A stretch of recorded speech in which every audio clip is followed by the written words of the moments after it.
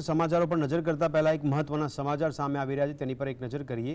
આ મહત્વના સમાચાર વરસાદ લઈને સામે આવી રહ્યા છે। વડોદરામાં ફરી એકવાર મોડી સાંજે ધોધમાર વરસાદ ખાબક્યો હોવાના અહેવાલ પ્રાપ્ત થઈ રહ્યા છે। વરસાદી પાણી ભરાઈ જવાના દ્રશ્યો વડોદરાથી સામે આવી રહ્યા છે। 3 ઇંચ જેટલો વરસાદ ખાબક્યો હોવાના અહેવાલ છે।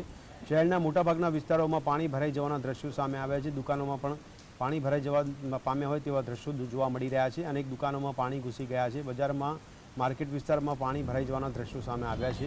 वडोदरा में 3 इंच जेटलो वरसाद मोडी सांजे पड्यो होय तेने लईने ठेर ठेर अनेक विस्तारों में पानी भराई जवा पाम्या छे। घणा विस्तारों बजार विस्तार है कि ज्यां पानी भराई जवाने कारणे दुकानों में पण पानी घूसी गया है।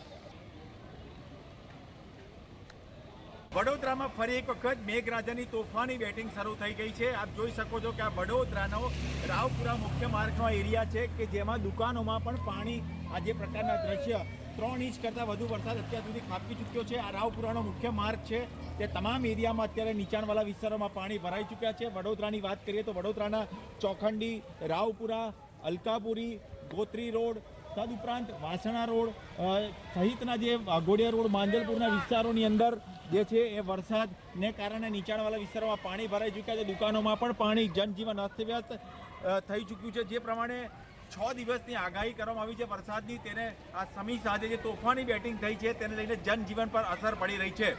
રૂપેશ ચોકસી, GSTV, વડોદરા।